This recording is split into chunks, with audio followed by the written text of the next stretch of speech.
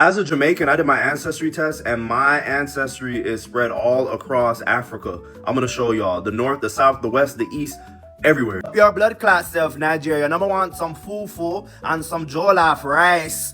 44% Nigerian. And then we have Ghana, and we have Togo and Benin at 12%. Then we have Liberia and good up Ivory Coast. And then we have Guinea and Sierra Leone. But obviously, I'm not surprised with my West African ancestry because of the history of the transatlantic slave trade.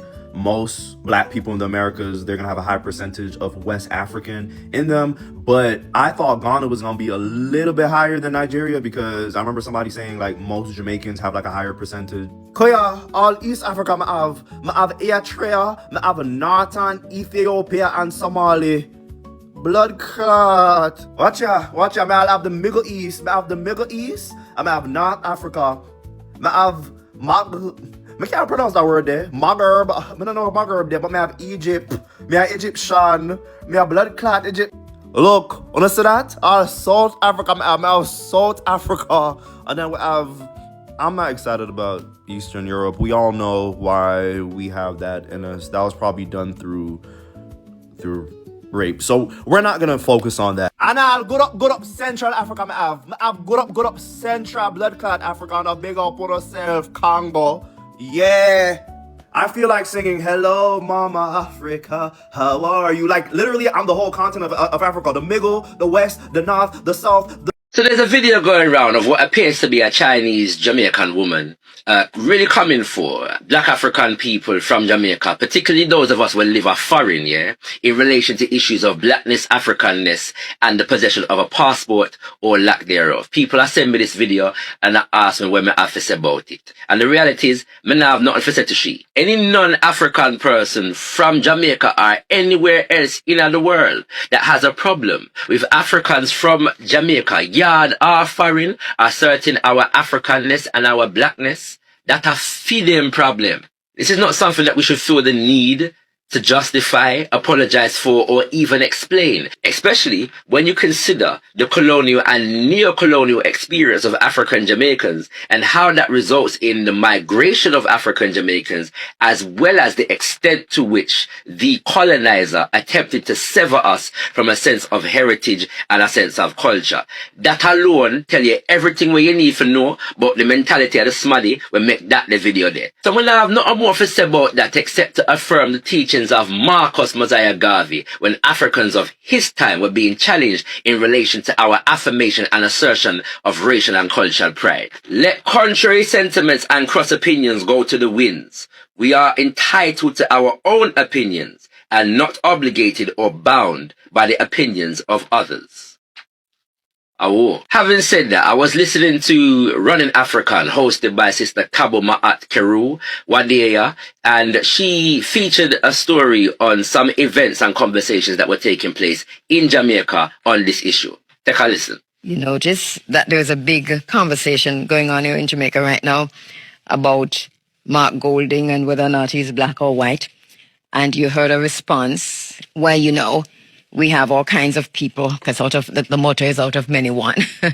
So this is what we're hearing now, right? That, we have Chinese Jamaican, we have Indian Jamaican, and so on. And the person who was speaking, I think it might have been Mr. Morgan himself, called out every other race Jamaican apart from African Jamaican. That in itself was telling. So it does seem, yes, that the African Jamaicans' assertion and affirmation of our Africanness does seem to make some people very, very uncomfortable. And we should be aware of this and what agenda it serves. But beyond that, make we assert with Africanness and with blackness without fear or favor. And not make nobody make you feel shame or make you feel like you do them something wrong when you assert your blackness and your Africanness. Our heritage and our culture cannot be bound by a passport and cannot be dictated to us by anybody other than ourselves if we are guided by the principle of self-determination. Guys, when Ibrahim said, I greet you with the fire of the ancestors in my chest. Jamaicans, I greet you with the fire of my ancestors in my chest. Ibrahim Traore, if you don't know who named sir, Go and go look it up. It's not too late. Go and go look it up. Because of the ongoing and devastating war, the imperialistic forces have tried to tear our uniform. Go look it up. Because, listen, we ancestors put on something that a man there, and we need to be supporting him. We need to be supporting him with everything what we have of him and deliver the black race. He was sent to deliver the black race. I kid you not. Guys, go research him. You have social media. What they did to Gaddafi, what they did to Patrice, it cannot happen to Ibrahim.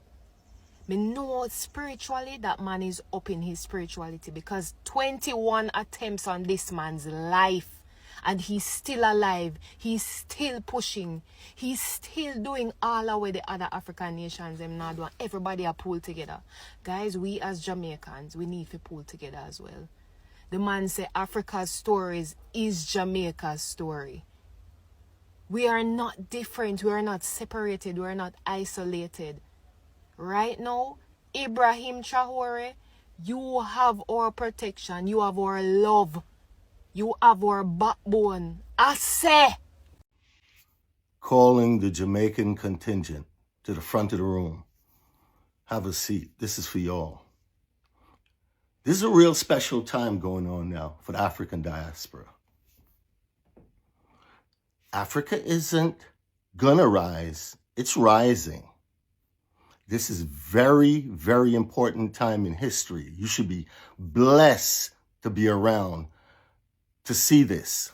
This is a time of we, not me. I'm talking to you in particular because nationalism scares me. It makes people concentrate on tribes, not us, but your particular thing. And I'm seeing it rise. And during this time, especially in the region, we need cohesion. We don't need you. When I was a child growing up, I heard about the Federation between 58 and 61, when the 10 English-speaking Caribbean countries were going to collectively go for independence. And the Federation broke up in 61. Jamaica got its independence, then Trinidad, then Barbados. A lot of the islands, they didn't so much blame Jamaica, is that they were hurt and disappointed that here was a nation that was supposed to be like the big brother. And instead of looking back and taking care of your little brother behind, you just went off for self. Now, we don't want this going down again. All that bravado where I don't understand, where one tribe tries to make them, you're part of the African diaspora. It doesn't get any better than that. We are great. We have culture. That's what the diaspora is. What? You run fast? Kenyans run long. You have reggae. African Americans have jazz, rock, R&B, all that. Trinidad, they have calypso. And the only nation to invent a musical instrument in the 20th century. Come on, man. I mean, we are culture. There's no reason to stand out. When you do that, you look insecure. You look like, you don't hear great people saying, Martin Luther King, oh, did you see that great speech I made last night? Come on, man, that makes you look small. That's childish. What the fuck are you, 5? Listen, you don't have to look down on people to feel big. Within the diaspora, there'll always be greater and lesser people. You bore culture too. You bore the African-American culture. I see y'all down there wearing hoodies in 90-degree temperature. What is up with that? That's boring culture. Every time somebody listens to reggae, they don't want to become Jamaica. They're enjoying your culture. That's all. I remembered playing football as a young man. We played on the weekends. On Monday night, we'd go have film night to sit and watch to see what mistakes we made. We didn't sit around talking about, oh, did you see how great I looked? We went there to correct mistakes, to get better. That's what you do. It's not about competing or this. I'm reading anything, even if it was about astronauts and it was on a Jamaican page, there'd be a Jamaican there saying, we're the greatest at it. Stop that. You look ridiculous.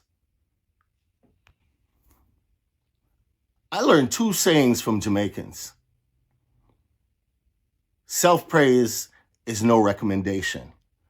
And the higher a monkey climbs, the more he exposes himself. That is like a description for, you always want to brag about something. Don't brag about BMWs and Benzes being in Jamaica. Brag about when your auntie or grandma call an ambulance at 2 o'clock in the morning, one get there in 10 minutes. When I go to the bank during the day, I don't have to fucking pack a tent and food for a day because I got to camp out instead of coming in and going out. And I don't want no bad man coming for me because I don't believe there's not one down there. If there was a bad man, the bad man would go over to the beach and make sure that everybody could swim on the beach. So don't come for me because I'm being nice. I have my mate of 25 years that we have a son is Jamaican. She encouraged me to make this video. I've been holding back from not saying certain shit for about a year now, but I see what's coming down the pike. And I want to make sure that you join the circle and hold hands and not jumping up and saying, see me here.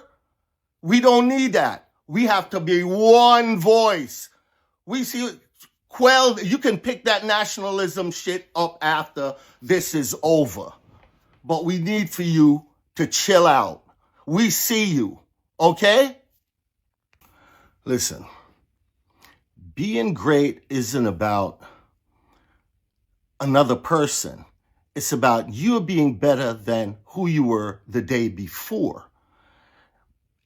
It's an inside job. You're trying to conquer inner space, not outer space. You don't compare and say this is that and that. That's like something that you learn in freshman year psych class that screams insecurity. Stop it. Okay, I wanted to read something here. Again, I'm coming from a place of grace, right? For the region. I've traveled the entire Western hemisphere and Jamaica a couple of times. And this speaks of what we're trying to do. Leaders are not selfish. They lead with a noble mandate of the people they're leading. The people you're leading depend on you addressing their needs, grievances, not just a particular group. This is about Pan-Africanism, not segmentism. Number 1, Jamaica is not an African nation. It's not a black country.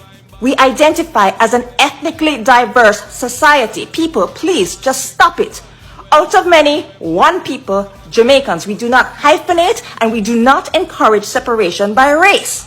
Number 2, this one's mine.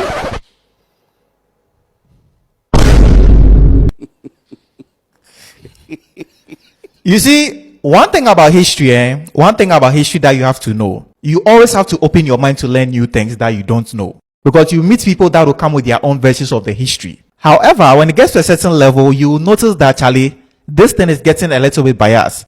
And with this particular video, for instance, I was with this woman. But then I saw another video where she was being a little bit biased. Where she was talking about the accent of the Jamaicans. The way she framed the whole thing, she made it look like it was mainly influenced by the Irish people. And a little bit of the Asians. You understand me? Without the Africans. And I mean, we all know the genesis of the whole patois.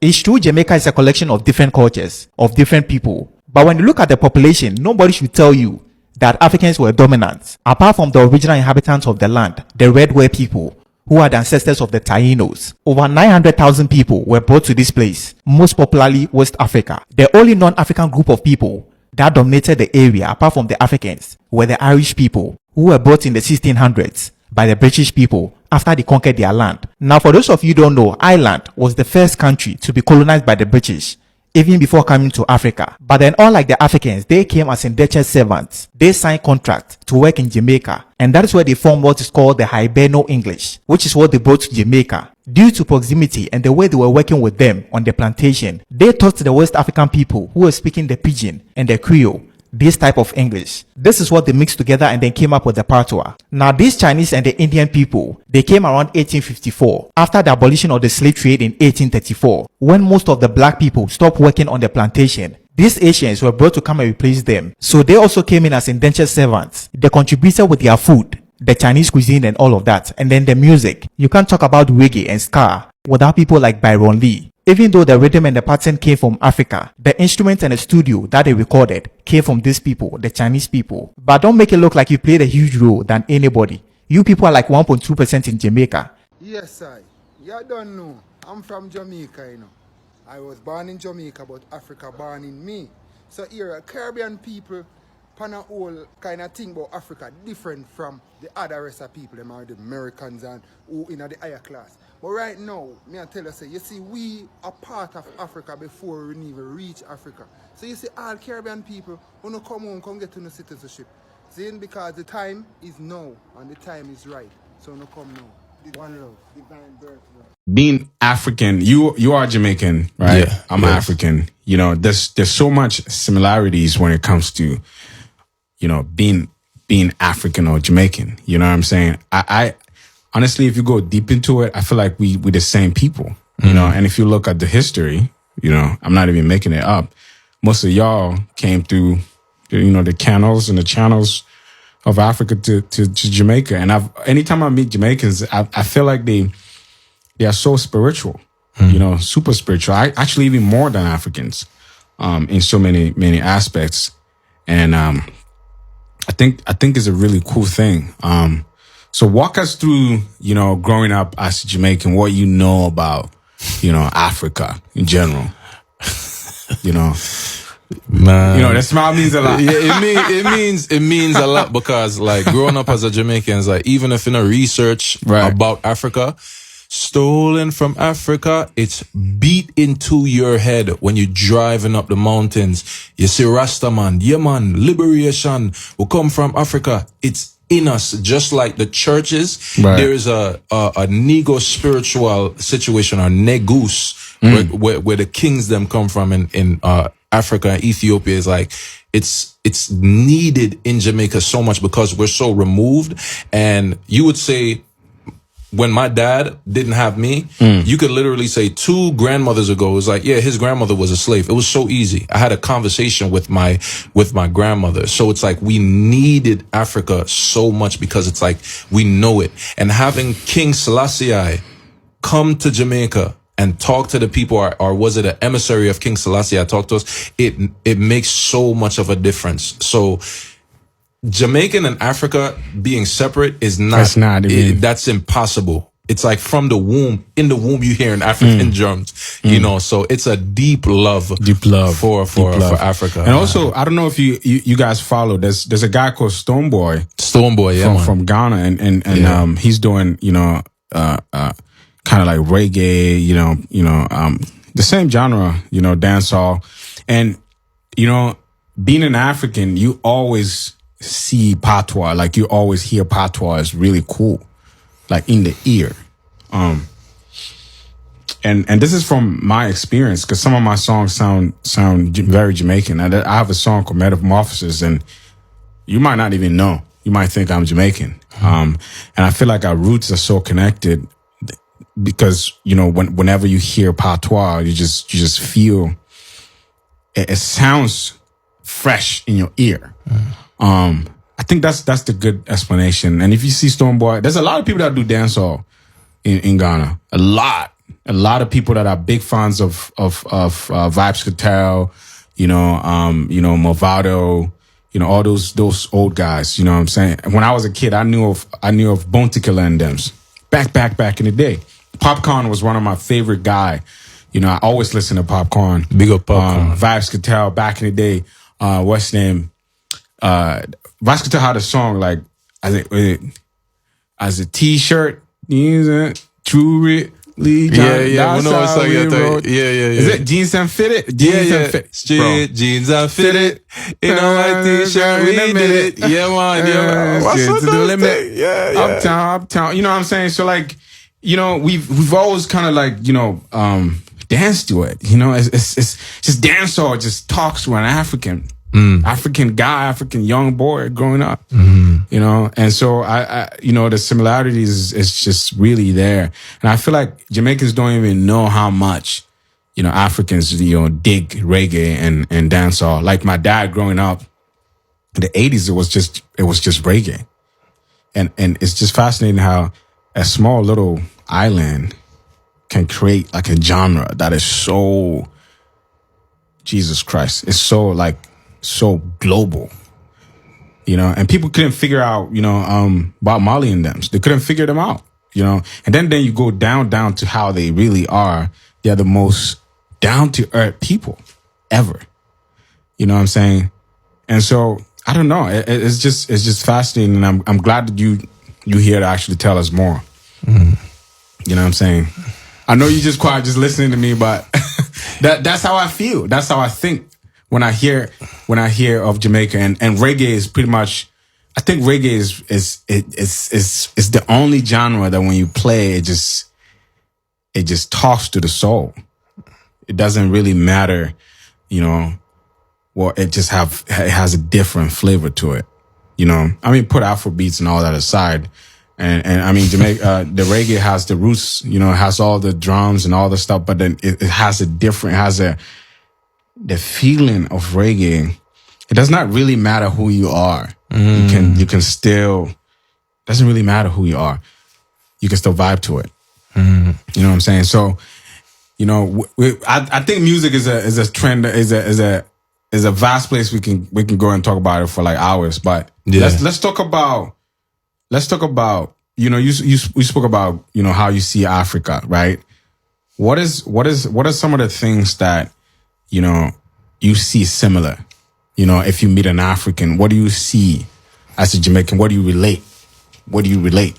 Realness. With an African. Realness. Anytime I meet an African brother, I have a Nigerian brother, man, and the respect that we have for you, even if the way that Arasta, I'm talking Arasta, the way that I feel in a theme self, in a myself, even if you were younger than me, just knowing you come from Africa, your DNA precedes me. You carry yourself with such a wisdom.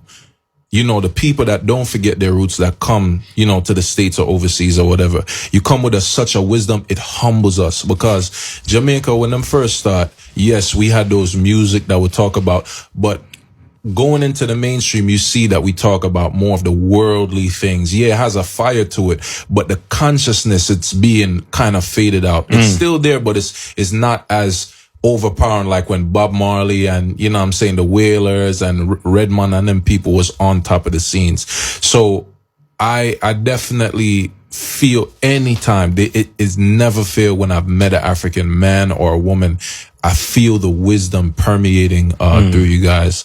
So it's crazy, well, right? The same way you feel, like you said, it's pleasing to the ears, it's pleasing to the heart. Your presence is like, it's pleasing to the heart. Yeah, it's pleasing. Definitely. But I see, tell me about this, but Jamaica kind of looks like Africa a lot. And okay. In terms of like, you know, even tropical foods, you guys got mangoes, we got mangoes.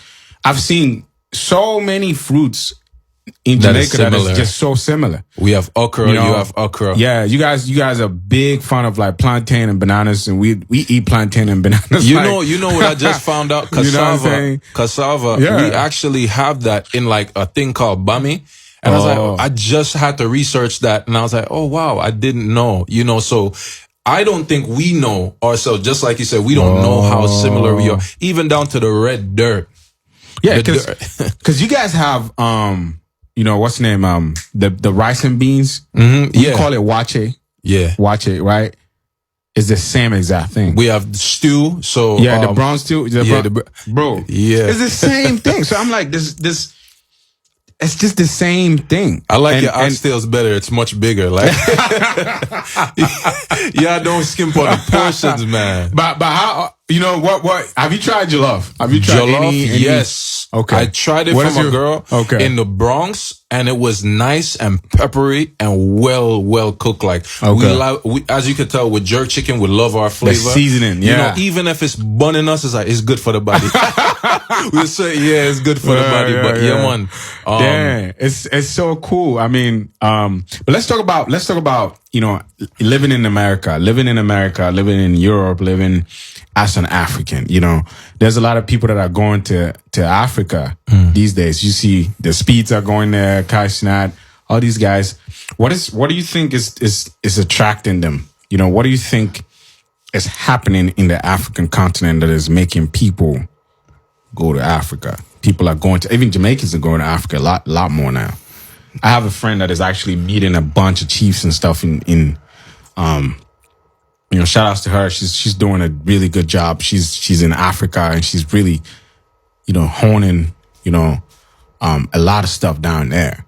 What do you think is going on that is, you know, attracting people, especially like even in America? First, let's start with just you living in America as a Jamaican, and why do you think people are just going there like that? So, coming from Jamaica, you are dealt with the realness. Your shoes is off, you're connected to the earth. Right. No extra radio frequency or Wi-Fi. You're being taught by you know, your parents, your grandma, everybody's in the house. You come to America, everybody's so busy, they're not connected. People are holding their feelings, and they're not really, you know, you can't feel a vibe when somebody's not being real to you. So since Africa is the cradle of civilization, when you come from a womb, everybody's trying to go back to the womb. So from the womb to the tomb. So you can pretend that Africa is not where the sauce is at. You know what I'm saying? That's where we get our drip from. If y'all the sauce, we got all our drip from you, from rap to reggae. Even though y'all like how there would be no African dialect without pidgin. Straight facts. And that's why we love Una so much. We know our forefathers, our foremothers, where we came from, regardless of the stipulation. People are going back because it's a natural soul call. You can put so much words to it, but it's a feeling. Only people who know within themselves. You could see the tide shifting in the state where the power was.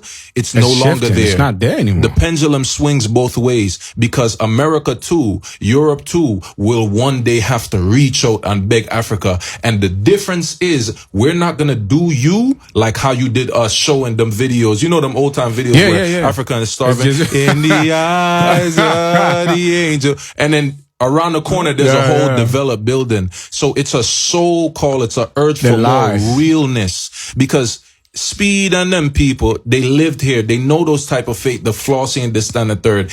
Everybody, I know I have an elder in church. He says when he goes there, the children are so happy with little, and even around the place, it's like even with people with much, it's a humbleness that you have. And definitely the strength that you have, that we need as well, because we done forgot it. And when we go there, we feel so welcome. And it's not just black people going, even white people there. They go there. I mean, if you think about it, everybody's from there. Your whole civilization started from there. Everything started. And people want to just cancel that. You go there, you'll feel something. I tell people all the time, like, I'm trying to get a lot of people down there. You will feel it. Whoever you are, or like what color, race, whatever, you're gonna feel it. And it's even, you feel it even more if you're African. You know, if you're African American, if you have a black descent, you know what I'm saying? And it's just like, you know, people go there and feel the way, you know, everything just, you know, people just spread out. A lot of times people say, Africans came through slavery, and Africans did trade. They went out. You know, we started in Africa, but we spread it out, you know, and so I always, and tell people, like, go and experience it. You know what I'm saying? And I've been seeing a lot of, like, I was there in December and I saw a lot of people, diasporans, Jamaicans, Americans, a lot of people from Europe, like, they're partying every single day. and it's just fun. And I'm like, and I sometimes I sit back and I'm like, this is the place that they've been saying that we live with lions and we're in a jungle. But then, this same jungle is everybody's here now.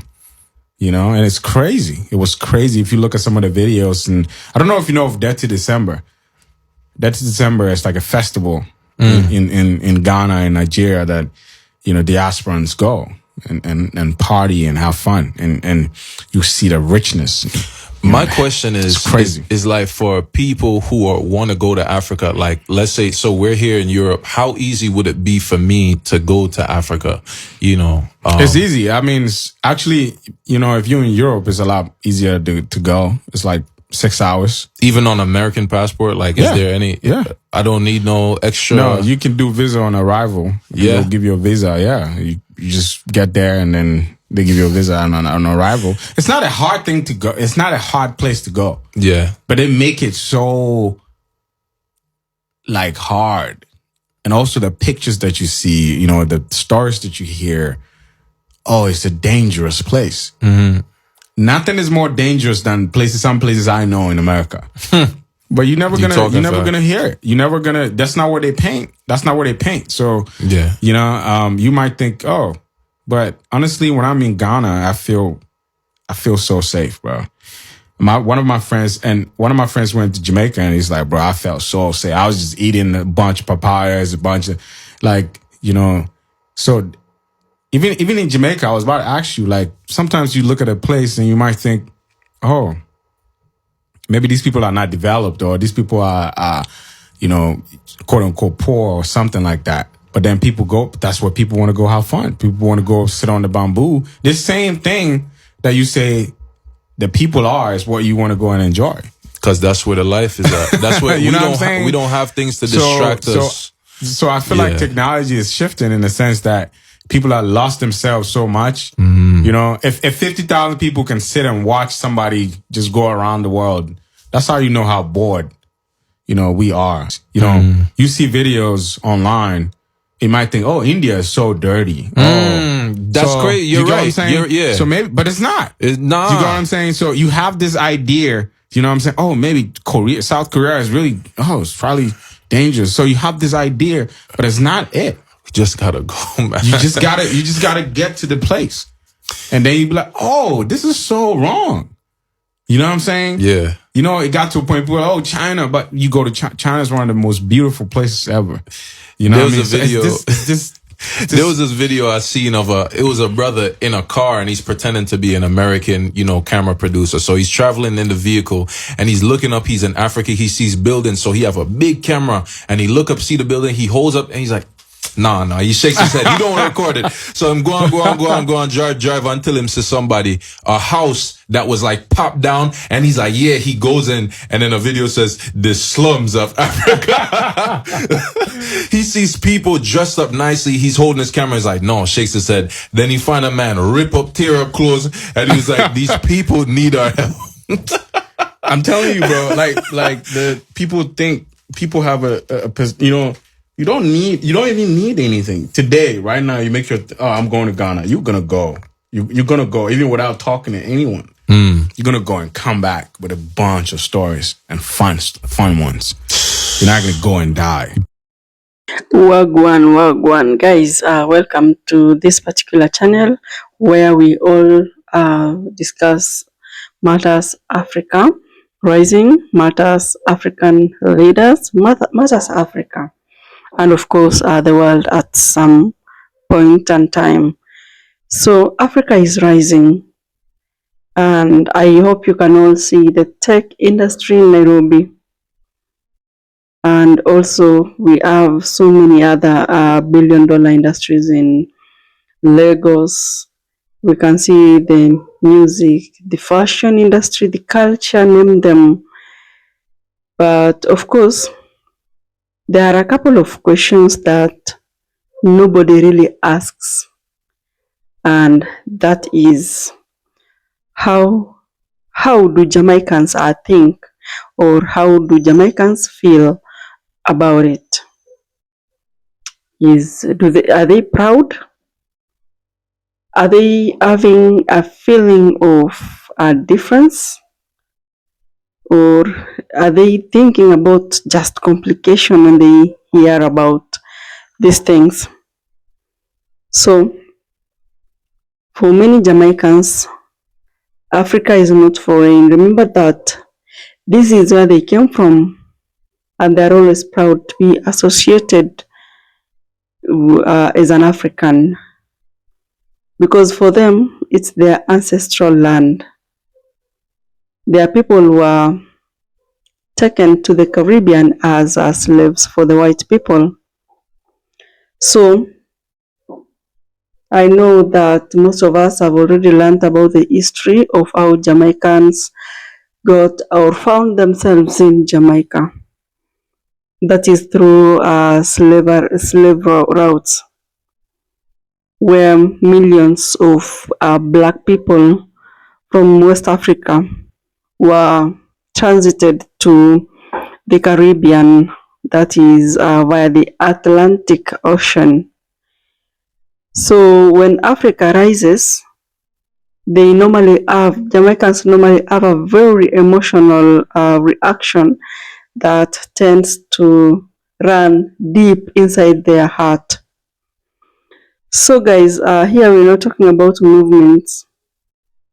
We're talking about connections between Jamaicans and the continent Africa. So you all know about the Rastafari movement that has always been very popular even within the African culture. But it is so deep in Ethiopia. But there, it's spiritual for them. For the rest of the world, it's kind of culture, you know. And Rastafari was influenced by a guy called Haile Selassie. And you know, many Jamaicans actually grew up seeing Africa not just as a place, but as a promised land where one day they're gonna visit and probably rest and enjoy. Haile Selassie is this guy that gave a portion of land to any Jamaican that wanted to come back to Africa. And many Jamaicans relocated, and even some are saying that I wish Haile Selassie said that now. I wish he was alive like right now. They were going to repatriate like very, very fast. If you look at musicians, artists like Bob Marley, they actually intensified the connection between Jamaicans and Africa through his songs. And the connection was genuine, full of love. He composed songs about Africa, and the songs wasn't just music, I can tell you. They were messages of identity, pride, and return. So, if you look at the modern world now, things are moving very fast, and history is diminishing. And we have so many tech companies that are coming up. We have Afrobeats that is dominating the global charts. And we have cities like Accra in Ghana that are becoming global hotspots. And these particular global hotspots were actually, of course, marketed by also one of the biggest African YouTubers, Wodemaya. So Jamaicans are noticing this, and of course they're loving it. They're like, yo, Africa is finally getting the respect that it deserves. So what the world has always known is that there is a real pride in Africa, and you don't know the full story yet. So you need to come home and experience the love. One thing that I love about us, the black people, we are loving people, welcoming people. We are not racists at all. So, my good people, as much as we have a shared ancestry with the Jamaican people. The modern world has really connected us to another level. Remember that our culture has evolved like differently, because Jamaicans, they speak Patois and we speak, different other languages. The lifestyle, the national identity. So, it's just beautiful that we are connected at the end of the day, despite the language barrier in some way, but it's not really a barrier. So, my good people, Jamaican people are so proud to be associated to Africa. I don't know, what about you? Are you proud as an African to be associated to the Caribbean? So, we have so many artists, musicians from Africa and also Jamaica that are both shaping the world music.